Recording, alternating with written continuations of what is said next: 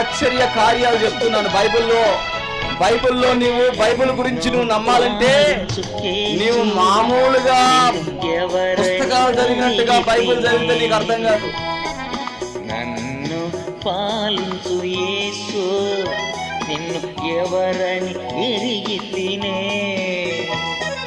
సత్యవంతుడా, సదామేళను చేయువాడా, సదామేళను చేయువాడా. నన్ను పాలించు యేసు, నిన్ను ఎవరని ఎరిగి తినే. అవసరం ఉందని దేవుడు చూస్తే నువ్వు ప్రభువాని జేబులో చేయి పెట్టుకుని తీస్తే నీ ఇంటి అద్దె కట్టుడు కూడా నీ దగ్గర డబ్బులు వచ్చేస్తాయి. హల్లెలూయా. 5 రొట్టెలు 2 చేపలు 5,000 మంది తిన్నప్పుడు సైన్స్ పుస్తకం, సోషల్ పుస్తకం, ఇంగ్లీష్ పుస్తకం, తెలుగు పుస్తకం చదివినట్టు చదివితే అర్థం కాదు. బైబిల్ చదవాలంటే దేవుని యొక్క నడిపింపు నీకు ఉండాలి. హల్లెలూయా. లేకపోతే నీకు అర్థం కాదు బైబిల్. ఏంటి 5 రొట్టెలేంటి, 2 చేపలేంటి, 5,000 మంది తింటలేంటి?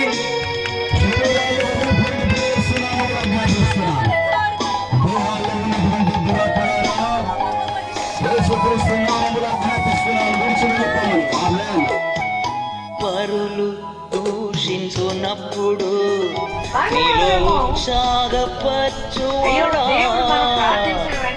పరులు దూషించున్నప్పుడు నీలో ఉత్సాహపరచువాడా, వాటిని భరింపబలమిచ్చి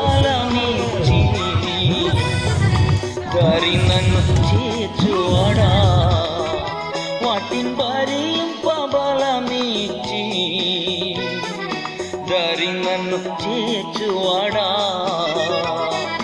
నన్ను యెహోవా ఆశీర్వాదము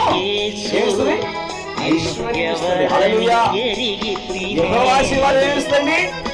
ఐశ్వర్యం అంటే ఏంటి? ఐశ్వర్యం అంటే ఏంటి? చెప్పండి. ఐశ్వర్యం అంటే ఏంటి? ఐశ్వర్యం అంటే తృప్తి. ఐశ్వర్యం అంటే సమాధానం.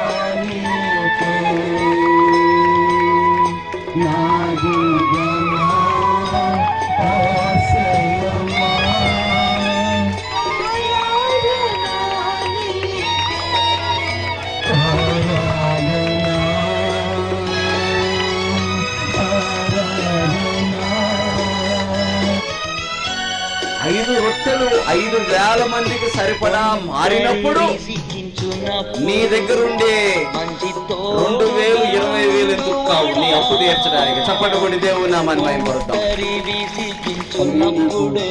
నువ్వు ఆశీర్వదించాలంటే మా హృదయాలు ఎలా ఉన్నాయో చూస్తే తండ్రి నీ మీద ఆనుకున్న మా హృదయాలు లోకాశలతో పుట్టుకుపోతున్నాయో లేదో అని చూస్తాం. యేసయ్యా, లోకపు మనసు నుంచి మాకు విడుదల చేయండి. ఈ ప్రాంతానికి వస్తున్నటువంటి వారు ప్రార్థనలో ఎక్కిపిస్తున్న వారి జీవితాలు మార్చబడును గాక. నన్ను పాలించు యేసు, నిన్ను ఎవరని ఎరిగి తినే. ఆ డబ్బులు దేవుడు 20ంతులుగా 30ంతులుగా 60ంతులుగా 100ంతులుగా ఆశీర్వదిస్తాడు. చెప్పండి కొడుచు దేవుని మహిమపడతాం. ఆ సంవత్సరం అంతా కూడా నీ ఇంటిలో ఏ వ్యాధి ఉంది, ఆ సంవత్సరం అంతా కూడా నీ ఇంటిలో ఎవరొచ్చినా కూడా కడుపు నేను అన్నం పెట్టి పంపిస్తావు. ఆ సంవత్సరం అంతా కూడా నీ జీవితంలో సంతోషంగా ఉంటావు, సంతోషంగా గంతులు వేస్తావు. ఎవరిచ్చారు ఈ ఆశీర్వాదం అంటే దేవుడు ఇచ్చాడు. హల్లెలూయా.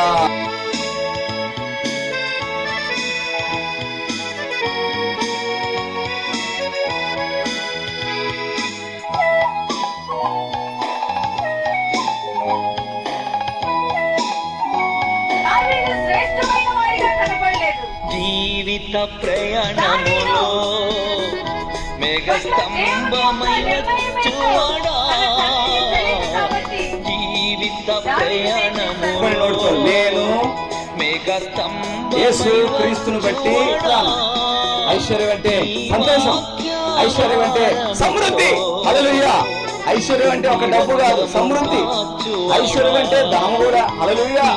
ఐశ్వర్యం అంటే నీకు లేనిది లేదు, గర్వపడుతున్నాను. ఎందుకంటే యుగ యుగాలు ఆయనతో పాటు జీవిస్తాను. ఆమేన్. హల్లెలూయా.